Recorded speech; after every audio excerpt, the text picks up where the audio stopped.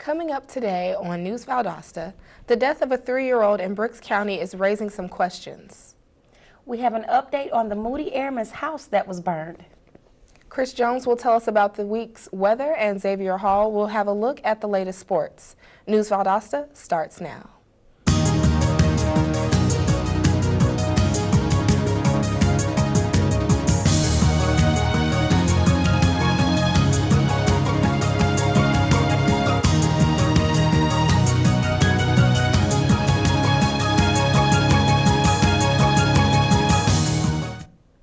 Welcome to News Valdosta. I'm Sarah Collins. And I'm Chandler Jackson. A Brooks County man is facing murder charges for the death of his 3-year-old stepson. Emergency medical personnel were called to the home of Kevin Richardson on September 11th, where they found an unresponsive child. The child was taken to South Georgia Medical Center but was pronounced dead a short time later. The hospital contacted the Brooks County Sheriff's Department after doctors became suspicious about the cause of death. The Georgia Bureau of Investigation is also involved with the investigation. The cause of death has not been reported, but according to officials, the child did have injuries. Richardson may be facing more charges once the investigation is complete. A couple of weeks ago, we brought you the story of an airman's house that was burglarized and then destroyed by arson. Now, that same airman's house has been burglarized again, but this time police may have made some arrests. Valdosta police responded to a call after neighbors reported seeing 2 men removing appliances from the damaged home. The police were able to recover a clothes dryer that had been taken from the home earlier. Valdosta residents Lawrence Paris and Cortez Howell have been arrested for burglary and taken to Lowndes County Jail. Over the weekend, 300 airmen from Moody Air Force Base were deployed to Southeast Asia. The 75th Fighter Squadron will be participating in air missions nearly every day during the deployment. The mission of the 75th Squadron is to organize, train, and employ combat-ready aircraft. The 41st Rescue Squadron, deployed along with the 75th, will be in combat search and rescue missions. The Air Force officials say that new technology should allow the airmen to keep in touch with their families until they get back home. Valdosta police are searching for a suspect they've identified in a robbery of a convenience store. Last week, we told you about an unidentified person who stole an estimated $250 from Lee's Mini Mart. Now, police say Demetrius Anderson is the main suspect in this armed robbery. Anderson is being charged with strong armed robbery and battery, and the police want your help in finding him. There are more than a few rundown houses in Valdosta, but many of their owners just can't afford to fix them. News Valdosta reporter Brigette Wiley tells us what the city is doing about it. There are many homes in the city that are not meeting the minimum standards of suitable living use. Some are empty, but most are occupied. Housing Rehabilitation Coordinator Richard Joyner spoke more on the development. Our whole goal here is to eliminate substandard housing by the year 2020. So all of our efforts, whether it be CDBG, which is Community Development Home Grant, Block Grant, whether it be CHIP, Community Home Investment Program, or whether it be Federal Home Loan Bank or Southern Hospitality Work Camp, these are all programs that are geared towards eliminating substandard housing in the city of Valdosta in our designated revitalization area. Home recipients are determined through an application process. Approvals are based off of the family's income.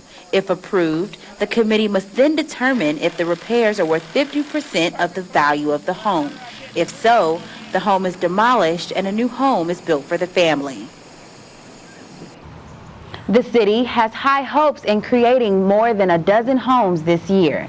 Today, homes all over the west and south parts of the city are being reconstructed to better suit the needs of the residents. Habitat for Humanity and Work Camp are just a few organizations that citizens can be a part of to give back to the community. Citizens can visit the city's website for more information. With News Valdosta, I'm Brigette Wiley. The Vietnam Memorial Wall commemorates all the servicemen who died during the Vietnam War. 14 names on the wall are from Cook County. A replica of the wall has been traveling around the country for 30 years now. Cook County's Moving Wall Committee worked for 2 years and raised $20,000 to bring it to Adel. The moving wall will be on display at the Welcome Center off of Exit 39. Up next on News Valdosta, we'll tell you about the breakthrough in breast cancer research and how peanut butter could protect you. And Chris Jones will give us a look at the upcoming weather, and Xavier Hall will tell us about this week in sports. All this and more when we come back, so stay with us.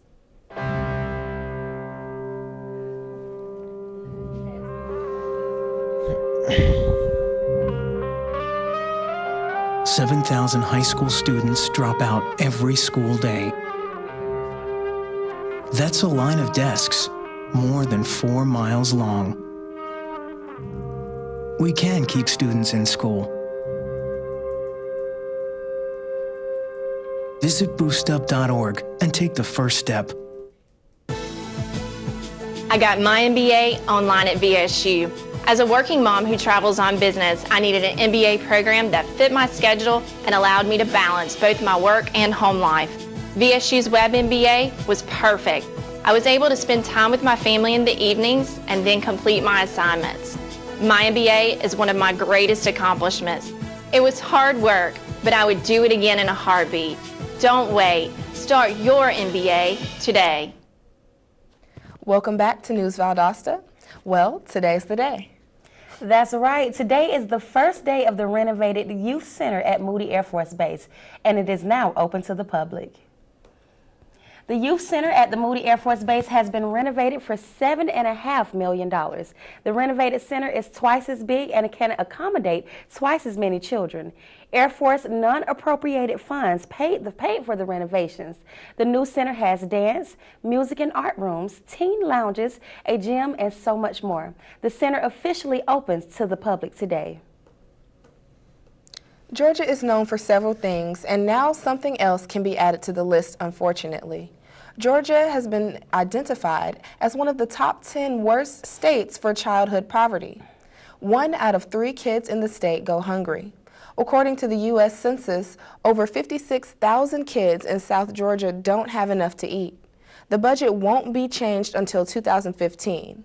Until then, thousands of people must rely on nonprofit organizations for help. New research suggests that eating peanut butter as a preteen and a teenager could reduce the risk of breast cancer. It appears that peanut butter decreases the risk of developing benign breast disease as an adult. Experts agree that benign breast disease, which is non-cancerous, changes in the breast tissue and is a risk factor for breast cancer. Benign breast disease could increase the chance for breast cancer by 3-fold, according to the research. But researchers say that the link between peanut butter and breast cancer is not clear at this point. Coming up on News Valdosta, we'll explain how and why the city of Valdosta reached an agreement with the Environmental Protection Division.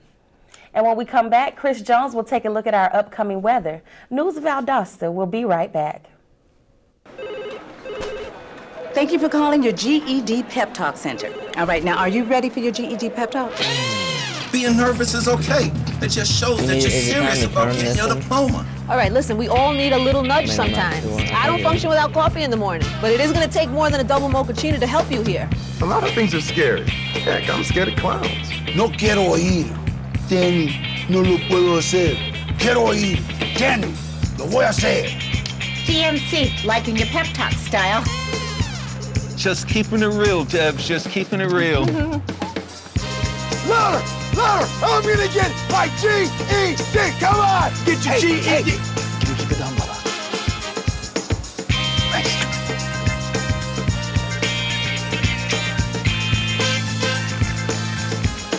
Whatever motivation you need, we've got a pep talk for you. Get your GED pep talk and find free classes at yourged.org.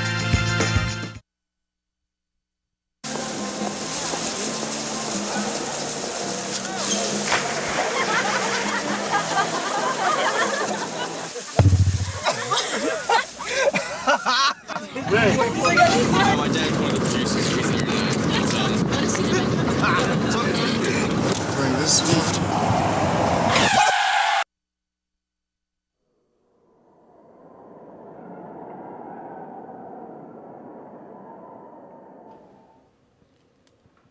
Welcome back to News Valdosta. The City of Valdosta and the Georgia Environmental Protection Division have researched an agreement regarding the consent order that concerns the city wastewater permit violations. The permit violations deal with Wallakuchi and Mud Creek Water Pollution Control Plant during the years 2008 through 2013. The consent order identifies capital investment projects and their timelines.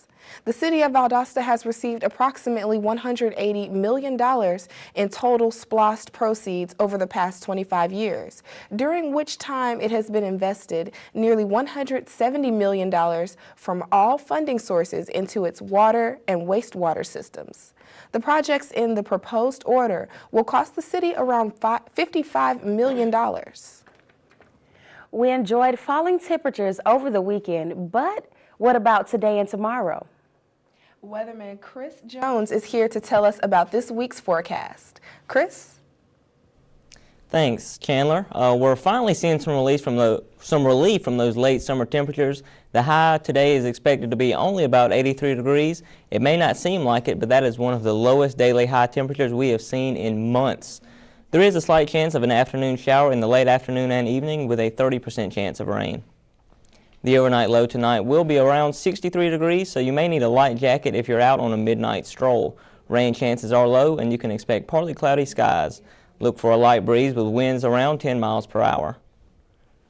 Tomorrow, you may need a calendar to actually believe that it's fall. Expect temperatures to be back up into the high 80s with a high around 88 degrees. Expect those sunny skies and temperatures in the upper 80s to continue throughout the rest of the work week. The UV index will be high at a 7. Remember, the sun's rays are most damaging in the early part of the afternoon. Sunrise will be just before 7:30 a.m. The pollen index will be at a medium with a level of 6.1. Thankfully, that's the lowest it has been in the recent past. However, it may still be a wise idea to keep your favorite allergy medication handy. The predominant pollens are ragweed, chenopause, and composites. That's all for your weather. Back to you ladies at the news desk. Thanks, Chris. After the break, Xavier Hall will take a look at sports. And we'll tell you about a local football game that is getting some national attention. So stay with us.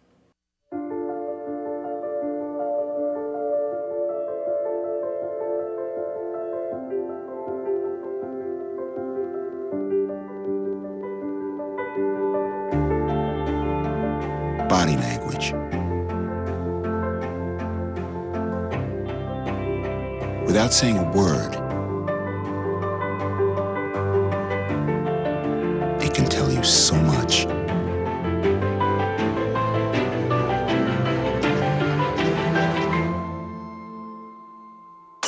Like someone is having a stroke. Know the sudden signs. Learn fast. F, face drooping. A, arm weakness. S, speech difficulty. T, time. Time to call 911 immediately. The sooner they get to the hospital, the sooner they'll get treatment, and that can make a remarkable difference in their recovery. Learn the body language, the sudden signs, and spot a stroke fast. What will you find at Valdosta State University? Challenging academics. Innovative hands-on experience. Over 100 fields of study. Engagement in a vibrant community. Caring mentors and friends. Service and leadership opportunities. Championship athletics. The full university experience. At Valdosta State University. Welcome back to News Valdosta. The Wintersville Classic will be featured on the 2013 Great American Rivalry Series next Friday on October 11th. The Lowndes Vikings football team will host the Valdosta Wildcats in the much-disputed rivalry. The Wintersville Classic game was selected as one of the top 100 must-see games for the 2013 Great American Rivalry Series. The victorious team will receive a coveted GARS Championship trophy. The top students from each school will be given a scholarship to be used at the college of their choice. For more on local sports, let's go to Xavier. Thanks, Sarah. Colquitt County experienced their first win at Martin Stadium in almost 2 decades Friday night, packing in a 37-7 score against the Vikings. The Vikings offense suffered from a series of predictable play calls that, had last week's Hardaway Hawks been more prepared, could have possibly given them a win as well. The Colquitt Packers built up a 14-0 lead in only half of the first quarter, giving the Vikings little to no breathing room.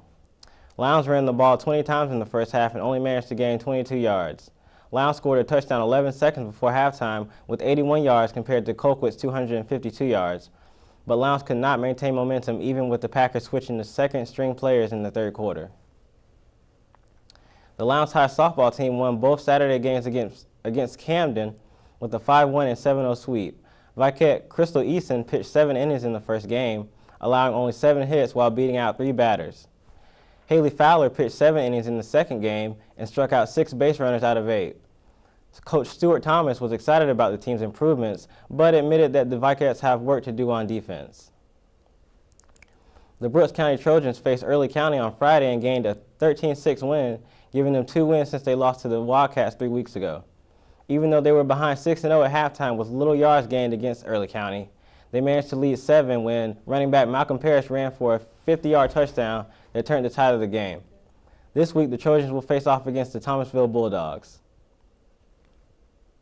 Thanks, Xavier. We'll tell you who's getting what and is recognized for what this month. And are you looking for something to do this week? News Valdosta will give you some tips. Stay with us.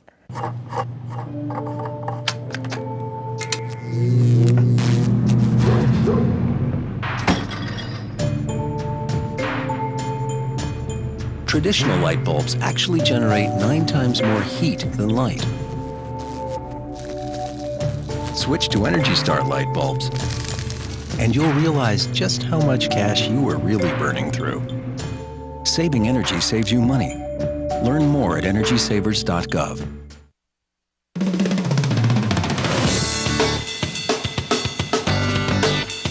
I love learning. I believe in service. I am full of passion. I embody sportsmanship. I trust in my resourcefulness. I like balance. That's why I chose Division 2. All right, give me a spot. You know my motto, safety first. They could be dangerous. I think we should call animal control. Animal control? To be safe. Don't worry. I got this. It's a new motto. You don't have to be perfect to be a perfect parent. There are thousands of teens in foster care who don't need perfection. They need you. Welcome back to News Valdosta. It's the last day of September and lots of things are happening next month. Let's take a look at a few of them. The 32nd Annual Honeybee Festival in Hayhira kicked off today around 7 o'clock this morning. At the festival, you can enjoy arts and crafts, a dog show, a 5K race, and a parade, among other events. This year, the Hayhira Festival is offering a free tennis instruction class for children. The parade is one of the largest in South Georgia and will take place at noon on Saturday. The public is encouraged to attend the festivities, so take your honey to the Honeybee Festival. The City of Valdosta will observe National Community Planning Month in October. The annual observance recognizes the efforts of professional and citizen planners committed to creating great places to live and work. People and places is the theme of the various events. The first event will be held tomorrow at 11 in the morning at Valdosta City Hall. Valdosta Mayor John Gale and other community leaders will issue a proclamation acknowledging the month of events. Community members gathered together Saturday to combat literacy. The biannual Bowling for Literacy event was held at Jack's Bowling Lanes in Valdosta. Teams of 5 competed for the title of Best Team. Along with bowling, the Literacy Volunteer Program of Valdosta held a raffle and a silent auction in which several businesses in the community donated prizes. The Literacy Volunteer Program will host another Bowl for Literacy event in the spring. Thanks for watching News Valdosta. I'm Sarah Waugh Collins. And I'm Chandler Jackson. For all of us here at News Valdosta, thanks for joining us. We'll see you next time and have a great day.